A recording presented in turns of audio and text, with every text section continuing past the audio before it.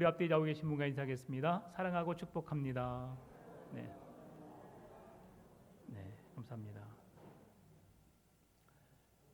날씨가 많이 덥지요. 네, 어떻게 지내셨는가요? 밖에 나오기만 하면 그냥 땀이 멈출 줄을 모릅니다.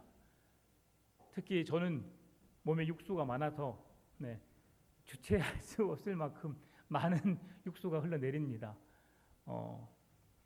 일을 하시는 분들, 그래도 그나마 사무실에서 일하신 분들은 좀 괜찮지만 밖에서 일하신 분들은 뜨거운 햇볕과 전쟁을 치러야 하지요.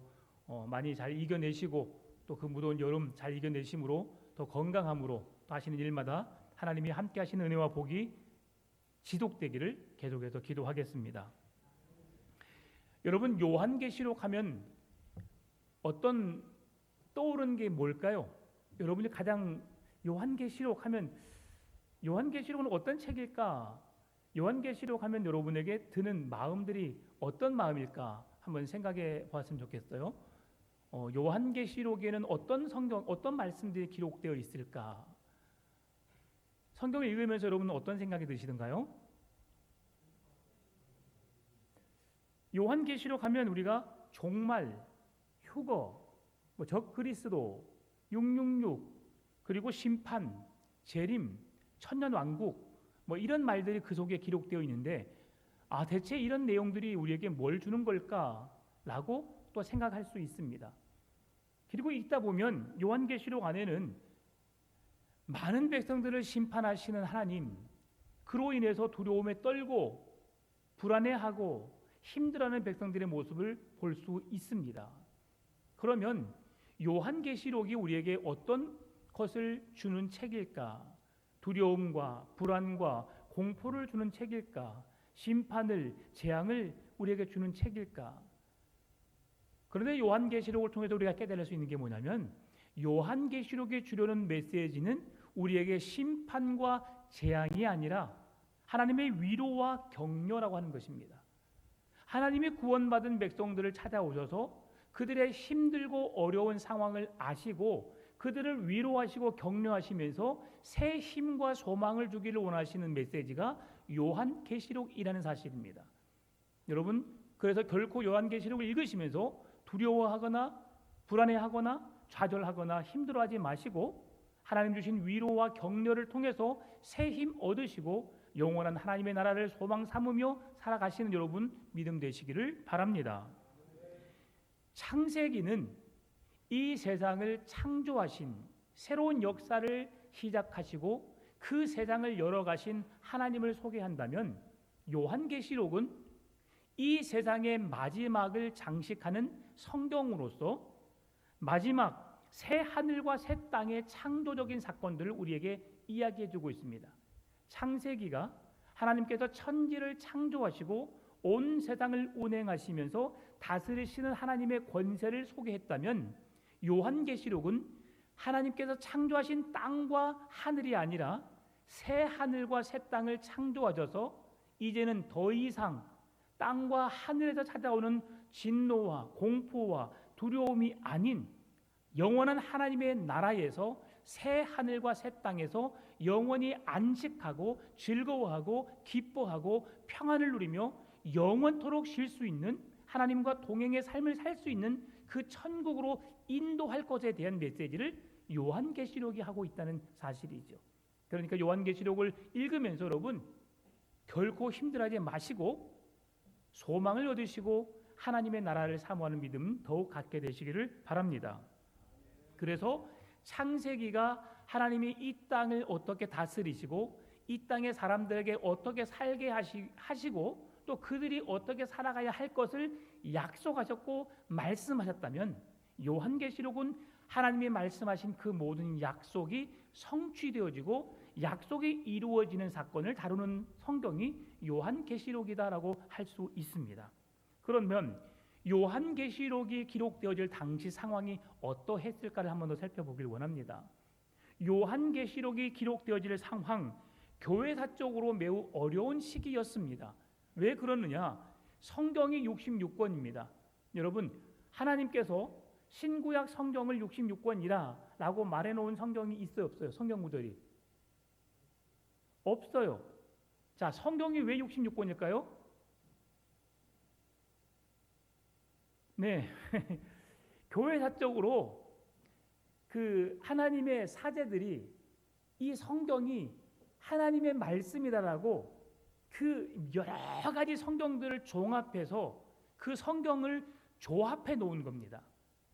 그러니 성경이 사실은 66권이라고 우리가 정경을 믿고 있지만 더 될 수도 있고 덜 될 수도 있어요. 그런데 우리 믿음의 선조들이 그 성경을 잘 살펴서 이 성경의 창세기부터 요한계시록에까지 모든 흐름을 파악하여서 창세기가 말하는 것을 요한계시록에까지 모든 성경이 일치하도록 그렇게 그것들을 성경을 모아놓았던 것이 66권입니다. 그런데 이렇게 66권을 정하는 것에 있어서 요한계시록의 계시, 묵시적인 언약의 책이라 해가지고 교회사적으로 그 시대적으로 이 요한계시록을 정경에 포함시키냐 포함시키지 않느냐 신학자들 그 당시에 그런 신학자들의 많은 분쟁이 있었어요. 의견이 분분해서 그 성경을 성경으로 집어넣느냐 정경에 포함시키느냐 포함시키지 않느냐 그런 갈등에 놓여 있었기 때문에 요한계시록에 대해서 많은 학자들이 성경을 깊이 연구하고 분석하고 하는 것도 더디게 되었고 또 요한계시록을 성경으로 받아들임에 있어서 많은 어려움이 있었기 때문에 요한계시록을 읽는 독자들에게 많은 어려움을 주었었어요. 그래서 요한계시록을 이해하기가 쉽지 않았고요. 당대에 그 성경을 이제 정경으로 받아들이고 오늘날 한국 사회에서도 그 성경을 우리가 읽고 성경을 가르치는 일에 있어서 1980년 90년대까지만 해도 거의 요한계시록에 대한 설교를 교회에서 하지 않았었습니다. 언제부터 요한계시록이 설교되었느냐? 1992년 다미선교회 이장님이라고 하는 그 사람이 이 땅에 1992년 몇 월 며칠 날 휴가가 온다라는 그 소식으로 인해서 사람들이 그때 666 적그리스도 재앙에 대한 이야기를 서슴없이 이야기했던 것이죠. 그러나 교회가 요한계시록을 설명해 주지 않았기 때문에 속수무책이었어요.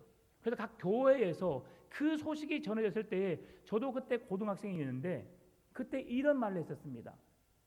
예수 그리스도는 반드시 오신다. 그러나 그때와 그 시는 하나님 아버지만 아시는데 혹 그날일 수 있다. 그러니 우리가 깨어 있어야 한다. 그날이 아닐 것이 분명하지만 그날일 수도 있으니까 우리는 우리 나름대로 믿음을 준비하자라고 결정을 내렸어요. 그때 당시에 그래서 요한계시록을 더 분석하고 파악해서 가르칠 수 없었지요. 왜냐하면 요한계시록에 대한 정보가 많지 않았어요. 그리고 난 이후에 한국교회가 어려움을 겪고 이단들도 판을 치고 이단들은 요한계시록은 자기들에게 묵시적인 언약으로 어떤 한 특정한 사람에게 그 성경을 읽고 그 성경을 분석하고 해석해서 성도들에게 말할 수 있는 능력을 주었다. 하나님의 영이 그들에게 임하여서 그들만 요한계시록을 해석할 수 있다라고 그렇게 말하게 되니까 한국교회가 충격을 받고 신학자들이나 모든 서적들을 준비해서 요한계시록을 해석해내기 시작한 거죠. 그랬더니 그들이 말하고 있는 그 내용과 전혀 다른 내용이 되어 있어요. 그래서 그들이 말하는 요한계시록은 많은 사람들에게 공포와 두려움을 주게 하고 그래서 자기들이 주장하는 그 진리라고 생각하는 그 말씀을 믿고 따라야만 구원을 받을 수 있다라고 생각하는 거죠. 요한계시록을 그렇게 해석하고 그렇게 논리로 그렇게 주장하게 된 거예요. 그러니까 한국교회가 그때 정신을 차리고 요한계시록을 읽기 시작했고 가르치기 시작했고 증거하기 시작했어요. 그러니까 지금은 요한계시록이 우리에게 두려움의 대상, 공포의 대상이 아니라 뭐라고요? 위로와 격려의 메시지라고요. 하나님의 언약을 이루시는 언약이 성취되어지는 반드시 되어질 일들을 우리에게 약속하셨고 그 언약의 성취된 부분으로 요한계시록이 우리에게 기록되어졌다는 것을 우리가 확인할 수 있게 된 것입니다. 이렇게 본 상황에서 오늘 요한계시록이 우리에게 주는 키워드, 요한계시록이 강조하고 있는 내용이 뭘까? 요한계시록은 우리에게 7이라는 숫자를 강조하여 말하고 있습니다. 왜 7이라는 말을 강조할까? 7은 완전수입니다. 하나님의 수입니다. 6일 동안 세상을 창조하시고 제7일 날 쉬고 안식을 허락하시고 그 모든 세상을 운행하시고 다스리시는 능력이 하나님께 있음을 증명해 주는 숫자가 7입니다.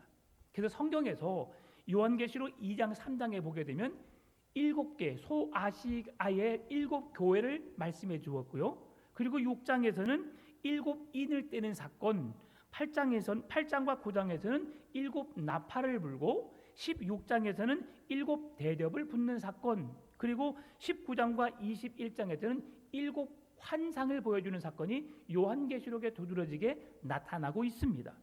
특별히 요한계시록 안에 하나님의 축복 선언이 7개로 우리에게 주어지고 있는데요. 첫 번째로 요한계시록 1장 3절입니다. 우리 빨간 글씨만 읽어볼까요? 이 예언의 말씀을 읽는 자와 듣는 자와 그 가운데에 기록한 것을 지키는 자는 복이 있나니. 아멘. 거기까지만. 하나님께서 주신 첫 번째 복이 뭐예요? 하나님의 말씀을 읽는 자와 듣는 자와, 띄워주세요. 그 가운데 기록한 것을 지키는 자가 복이 있다. 여러분, 하나님의 말씀을 읽어야 되겠어요? 안 읽어야 되겠어요? 말로만? 네, 읽어야죠. 읽는 자와, 그리고 설교를 들어야 돼, 안 들어야 돼요? 들어야 돼요. 말씀을 듣는 자와, 그리고 그것을 삶으로 지켜내는 자가 뭐 있다고? 복이 있다는 거예요. 왜? 그렇게 살아내면 우리가 믿음을 잃지 않고 하나님의 거룩한 자녀로 살 수 있음을 말씀해 주기 때문이죠. 두 번째 주어지는 복이 요한계시록 14장 3절입니다. 이것도 빨간 글씨만, 주 안에서 죽은 자들은 복이 있도다. 아멘. 주 안에서라고 하면 예수 그리스도를 믿음으로 죽는 자들이 복이 있다는 사실이에요. 예수 그리스도를 알지 못하고 죽는 자들은 오늘 바벨론, 로마라고 하는 나라를 바벨론으로 상징적으로 요한계시록에서 기록해 놓고 있는데요. 그들의 멸망함과 같이 멸망할 것을 성경이 말씀해 주고 있어요. 그러나 주 예수 그리스도를 믿고 환난을 당할 수 있고 핍박을 당할 수 있고 죽임을 당할 수 있지만, 그러나 주 예수 그리스도를 믿고 죽음을 당하는 자들이 복이 있다. 왜? 그들에게는 하나님의 나라가 약속되었기 때문이죠. 세 번째로 요한계시록 16장 15절 말씀인데요. 같이 읽습니다. 자기의 부끄러움을 보이지 않는 자는 복이 있도다. 아멘. 자기의 부끄러움, 자기의 수치를 드러내지 않는 자, 믿음으로 살다가 잘못 살던 우리의 행위, 더럽고 추악한 우리의 모습을 드러내지 않는 자, 이것은 숨기란 내용이 아니에요. 정결하고 깨끗하게 살라는 말씀이죠. 세상에 부도덕한 것, 더럽고 추악한 것, 죄로 인해 찌들어서 세상 사람들 앞에 부끄러운 삶이 아니라 누구에게 드러내놓아도 부끄럽지 않는 삶, 거룩하게 구별된 하나님의 자녀로서의 삶을 사는 자가 복이 있다는 메시지입니다. 네 번째로 요한계시록 19장 9절 말씀, 어린 양의 혼인잔치에 청함을 받는 자들이 복이 있다. 어린 양이 누구예요? 참 어린 양은 구원자 예수 그리스도를 말합니다. 예수 그리스도께 속한 자가 복이 있다. 예수 그리스도를 믿는 자에게 구원을 주신 능력이 있기 때문이죠. 다섯 번째, 이 첫째 부활에 참여하는 자들이 복이 있다라고 말하는 거죠. 첫째 부활이면 누구의 부활이에요? 예수 그리스도의 부활이에요. 사망 권세를 깨뜨리시고 죽음의 권세를 이기시고 부활하신, 다시 사신, 그래서 죽음의 권세를 이기시고 우리에게 부활의 산 소망이 되어주신 예수 그리스도를 믿는 자들이 복이 있다라고 말하는 거죠. 여섯 번째, 요한계시록 22장 7절, 이 두루마리의 예언의 말씀을 지키는 자가 복이 있다. 다시 한번 말씀해주고 있죠. 읽는 자와 듣는 자와 지키는 자가 복이 있다 말씀했는데, 다시금 우리가 그 신앙을 지켜내는 자가 복이 있다. 왜? 마지막까지 믿음을 지켜 그 믿음으로 살아내는 자들에게 하나님의 나라가 선물로 주어지기 때문에 다시 한번 반복적으로 강조하고 있는 거예요. 마지막 일곱 번째, 요한계시록 22장 14절, 자기 두루마기를 빠는 자들은 복이 있다라고 말하는 겁니다. 자기 두루마리를 빨아서 희게, 거룩하게, 정결하게 그렇게 세워지는 자가 복이 있다. 왜요? 예수 그리스도로 옷 입고 그의 옷으로 더럽혀진 우리의 죄악의 옷을 벗어버리고 예수 그리스도로 옷 입어서 거룩하게 구별된 자들만 하나님의 구원에 참여할 수 있기 때문이죠. 그리고 마지막으로 각 족속과 각 방언과 각 백성 나라, 이것을 표현한 것도 요한계시록에 7번 등장하고 있습니다. 이처럼 요한계시록에는 7이라는 숫자를 강조하면서 하나님께서 그 모든 세상을 통치하시고 다스리시는 그 권세가 하나님께로 있고 그 하나님께로부터 그 구원이 우리에게 주어졌음을 말씀해 주는 성경이 요한계시록이다라고 말하고 있습니다. 그래서 우리는 참 어린 양이신 예수 그리스도 안에 거하면서 그 어린 양이신 예수 그리스도께서 행하신 그 십자가의 구원의 길로 함께 걸어야 하고, 그 구원을 완성해 놓으신 어린 양의 십자가를 믿음으로 예수 그리스도의 이름에 죄를 사는 권세가 있고 예수 그리스도의 이름에 구원하는 능력이 있기 때문에 우리는 어린 양이신 예수를 바라보면서 그 예수 그리스도와 함께 우리가 믿음으로 살아가야 한다는 것이죠. 예. 그리고 요한계시록을 보게 되면 지금 이제 요한계시록이 이렇게 말씀이 7개의 복으로 7개의 사건으로 기록되어 있는데, 요한계시록에 기록되어진 상황이 어떤 상황이었느냐? 많은 박해가 있었다고 말씀드렸죠. 이 당시 10번의 박해가 있었어요. 그리고 첫 번째 박해가 언제였느냐? 바로 네로 황제, AD 64년 네로 황제가 박해가 기독교인들의 처음 박해가 이루어진 시간이었어요. 사실 요한계시록 기록할 당시에 그리스도인들은 예수님께서 부활하시고 승천하신 이후에 313년 콘스탄티누스 황제에 의해서 기독교가 공인되었죠. 기독교를 공인할 때까지 그 밀라노 칙령을 통해서 300년에 가까운 시간 동안 로마에 의해서 박해를 당했어요, 기독교가. 그래서 그때 첫 번째 박해가 바로 네로 황제의 박해였는데, 네로가 로마 황제로서 로마를 다스리고 있는 그 시점에 개인적인 사역에 의해서 자신의 별장을 짓는 상황이 있었습니다. 멋지게 호화롭게 아주 아름다운 저택을 짓고 있는 상황에 자기들의 실수로 인해서 화재가 일어난 거예요. 그러니 자기가 쉬기 위해서, 자기를 위해서 전 세계를 통치하고 지배할 자신의 왕국을 만들기 위해서 그렇게 건물을 짓다가 화재가 일어났는데, 그 화재의 원인을 네로가 자신을 위해서 궁궐을 짓다가 불이 났다고 하면 로마에 좋은 영향을 끼칠 수 없기 때문에 그 핑계를 그리스도인에게 돌린 거죠. 그래서 로마에 반대하여서 로마의 반대 세력자들인 기독교가 불을 질러서 로마에 어려움을 주고 있다라고 해서 기독교인들을 박해하기 시작한 것이죠. 그래서 어떻게 박해했느냐? 원형 경기장 안에 사나운 짐승들을 집어넣고 그리스도인들을 그 안에 집어넣은 거죠. 그러니 사나운 짐승들에 의해서 갈기갈기 찢겨지는 고통을 당하게 했고, 예수 그리스도를 믿는 자들은 이런 고통이, 이런 핍박이, 이런 죽음이 찾아올 것이다라고 해서 그들을 박해하기 시작한 거예요. 그것뿐만이 아닙니다. 건초더미를 쌓아놓고 건초더미 위에다가 나무 막대를 달아놓고 거기에다가 그리스도인들을 꽁꽁 묶어놓습니다. 그리고 건초더미에 불을 질러요. 그러면 건초더미가 타면서 사람까지 태워버리죠. 그래서 사람이 오랫동안 타게 됩니다.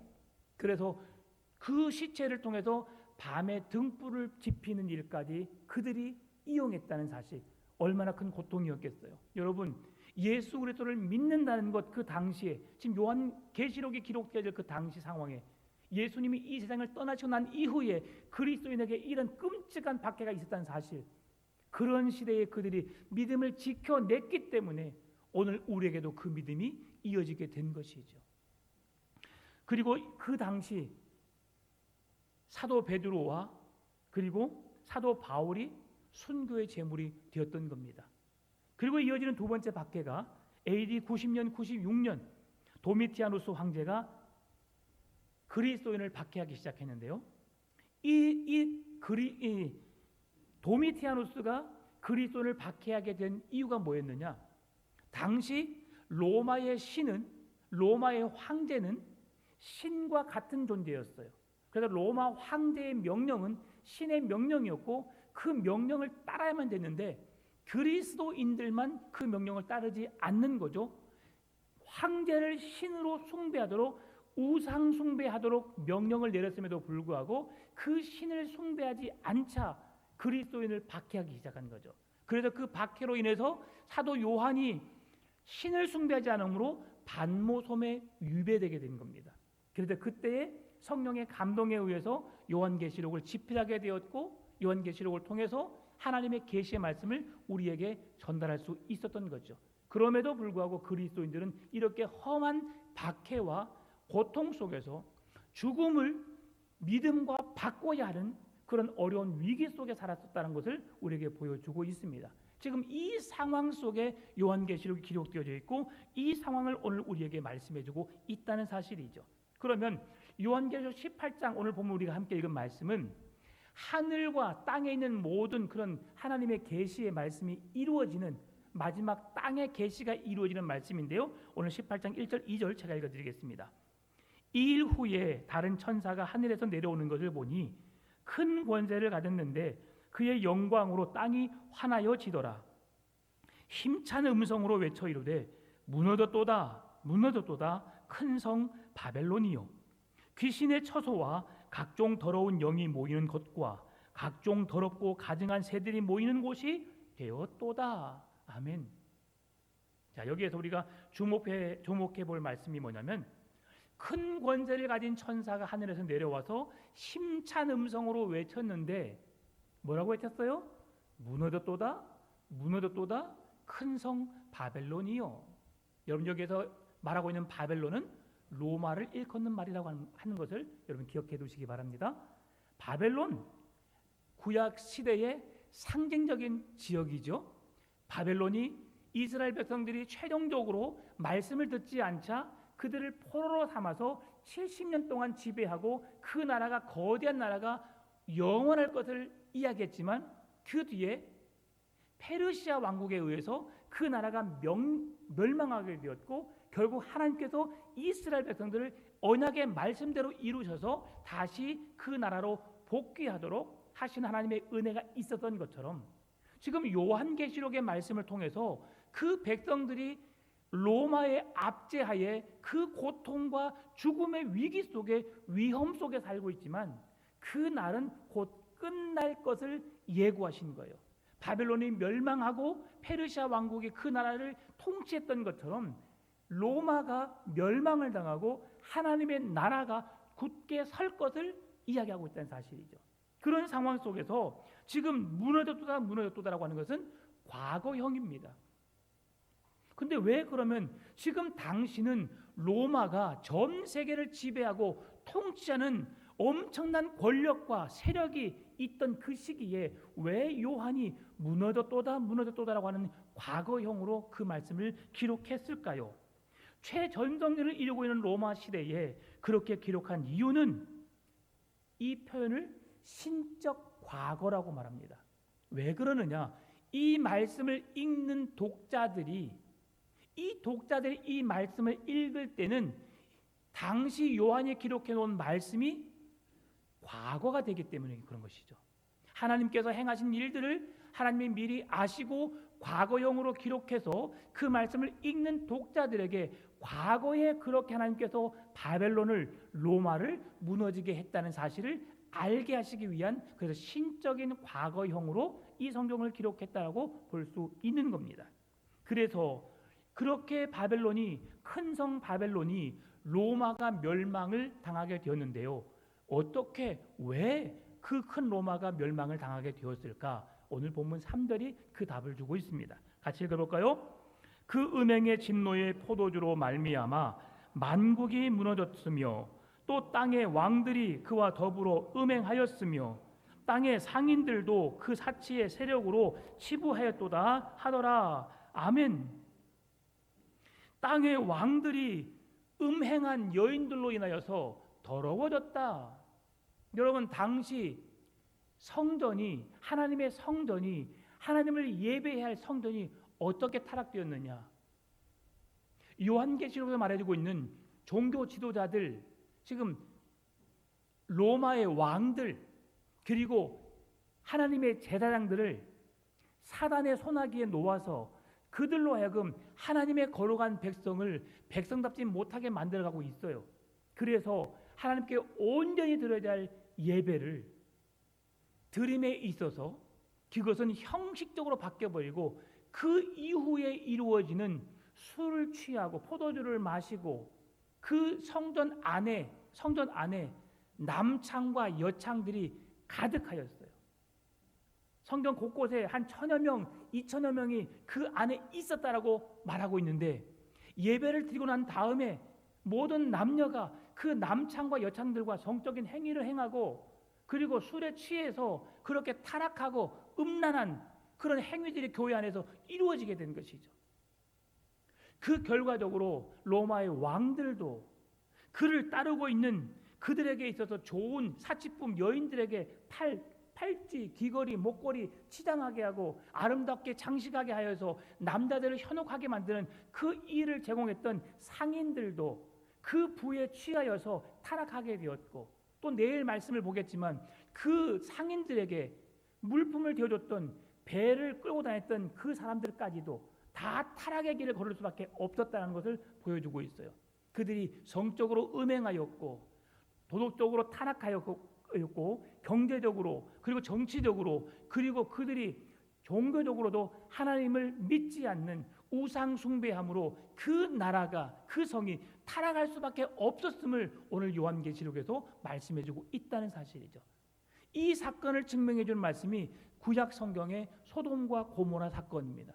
그 성 또한 소돔과 고모라가 성적으로 향락적으로 취하여서 타락의 극치에 이르렀던 동성애가 그리고 짐승들과의 어떤 그런 정적인 범죄가 일어나게 되고 정말 끔찍할 만큼 그런 사건 사고가 일어났던 그 시기에 하나님께서 아브라함에게 그 성을 멸하여야겠다고 하니까 아브라함이 은혜를 구했죠. 하나님 의인 50을 인하여서 그 성을 멸할 것을 멈춰주십시오. 40을 인하여서 30을 인하여서 20을 인하여 의인 10명만 있다면 그 성을 불쌍히 여겨주십시오. 그러나 그 성은 하나님의 긍휼의 은혜를 받지 못했지요. 그 말씀에 순종했던 롯의 가정 외에는 여러분 그게 이 땅의 종말의 모습입니다. 세상은 더욱더 죄 악으로 인하여서 내가 하고 싶은 내 눈에 보여지는 것을 만족으로 삼고 살아가려는 사람들이 얼마나 많은지 모릅니다. 그들이 타락할 수밖에 없었던 이유가 무엇이었어요?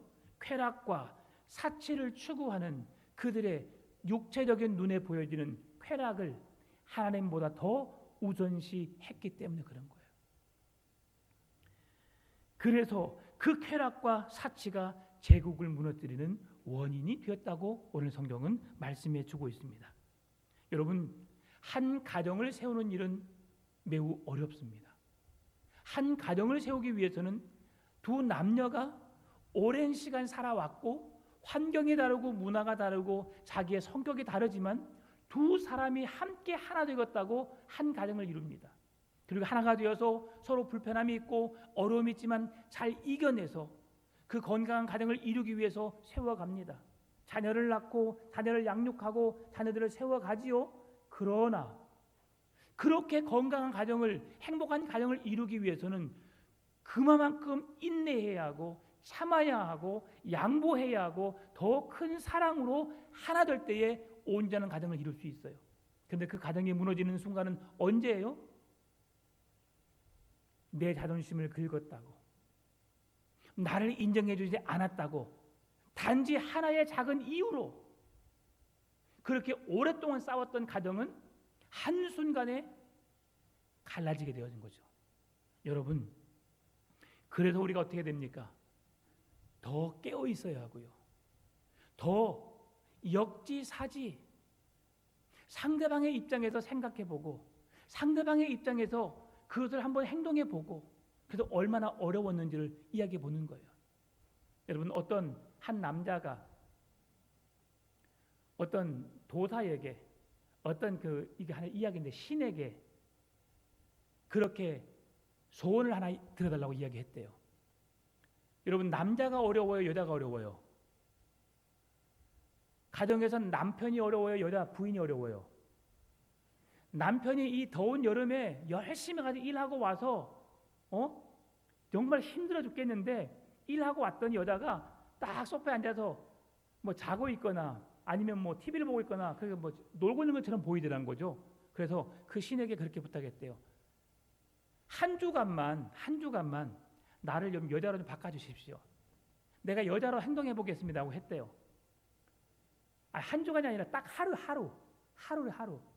그래서 여인이 남자가 되고 남자가 여자가 된 거죠. 그래서 남자가 직장 안 가니까 너무 좋더라는 거죠. 그런데 남편을 직장을 보내기 전부터 아침 일찍 일어나서 출근하는 남편을 식사 준비해야 되죠. 남편 출근하고 나니까 식사 설거지 해야 되죠. 집안 청소해야 되죠. 빨래해야 되죠. 그리고 아이 학교 보내야 되죠. 학원 갔다 오면 보내서 방과 후 집에 와서 와서 간식 만들어줘야 되죠. 또 남편이 직장 퇴근하기를 기다리면서 저녁 식사를 준비해야 되죠. 저녁 식사를 준비하고 나니까 또 그것만 끝난 게 아니라 설거지해야 되죠. 잠자기 전에 또 간식 준비해야 되죠. 그러면 잠을 자려니까 지쳐서 잠을 자고 일어났더래요. 그래서 우와, 나는 나가서 일하고 와서 들어오면 끝이지만 여자가 하는 일이 이렇게 많구나. 그래서 그 신에게 다시 부탁했대요. 나 도저히 여자로 살지 못하겠으니까 나를 다시 남자로 바꿔주세요. 그랬더니 그 신이 하는 말, 지금 당장은 안 되고 10달 후에 어떻게 된 거예요? 아이를 가진 거예요. 아이를. 자, 이렇게 웃자고 해본 소리인데요. 가정은 남자도 여자도 다 힘들어요. 근데 그것을 서로 이해해 줘야 되는 거죠. 그 어려움들을 왜 놀고 있어? 내가 이렇게 돈 벌어 왔는데 당신은 뭐 하고 있는 거야가 아니라 당신도 오늘 너무 힘들었구나. 이게 진짜 안 되는 것 같아요. 저도 그랬어요. 우리 아이들이 두 아들과 딸이 요즘에 아빠를 좀 별로 안 도와라 해요. 왜 그러느냐? 제 마음속에 있는 이야기를 하지 않고 그냥 단편적인 이야기만 그 아이들 앞에 하다 보니까 아빠의 속마음을 모르는 거죠. 왜 아빠는 그렇게 말을 해? 아빠는 내가 이렇게 열심히 했던 것을 인정하지 않는 것 같아. 나는 열심히 공부했는데, 난 열심히 뭔가를 했는데 아빠는 그걸 모르는 것 같아. 왜 자꾸 못했다고 하지? 더 많이 할 수 있는데 왜 더 못했다고 하지? 그렇게만 듣더라고요.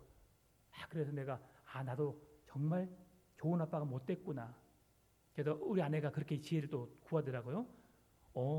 정말 힘들었겠구나.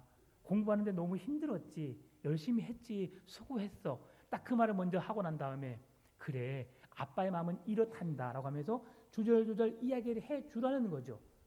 내가 왜 이 말을 하게 되었는지 전혀 서론본론 없고 결론만 이야기하니까 아이들이 모르는 거죠.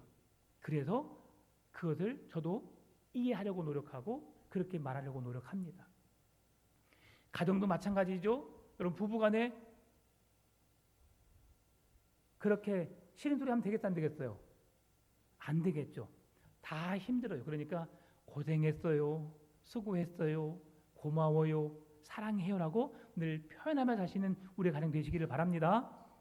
네, 말씀을 마무리합니다. 오늘 이 바벨론 백성들이 죄를 범했고 우리로 하여금 그 죄를 이길 수 있는 방법을 성경이 말씀해 주고 있어요. 4절입니다. 같이 읽어볼까요? 또 내가 들으니 하늘로부터 다른 음성이 나서 이르되 내 백성아,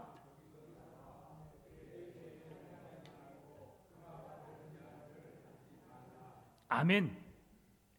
하나님께서 내리시는 그 재앙으로부터 벗어나는 길을 뭐라고 말씀하셨어요? 거기에서 나와. 네가 왜 거기서 나와? 네가 왜 거기서 나와가 아니고 우리는 거기에서 나오라는 거예요. 아멘입니까? 죄악된 자리에서, 음행한 자리에서, 우상 숭배의 자리에서 나오라는 말씀입니다. 아멘입니까? 하나님의 거룩한 말씀의 자리로, 묵상의 자리로, 기도의 자리로 나올 때에 우리가 죄로부터, 하나님의 심판과 멸망으로부터 건진받을 수 있다는 사실입니다. 오늘 그래서 바벨론으로부터 나와라는 것이죠. 여러분, 오늘 시편 1편 1절 2절 말씀 같이 읽어보겠습니다. 시작. 복 있는 사람은 악인들의 꾀를 따르지 아니하고 죄인들의 길에 서지 아니하며 오만한 자들의 자리에 앉지 아니하고 오직 여호와의 율법을 즐거워하여 그의 율법을 주야로 묵상하는도다. 아멘. 복 있는 사람은 악인들의 꾀를 따르지 아니하며 죄인들의 길에 서지 아니하며 오만한 자들의 자리에 앉지 아니하고 어떻게 한다고요? 오직 여호와의 율법을 즐거워하여 그의 율법을 주야로 묵상하는도다. 요한계시록 7개의 복 중에 첫 번째 복이 뭐예요? 주의 말씀을 읽고 듣고 지키는 자가 복이 있다.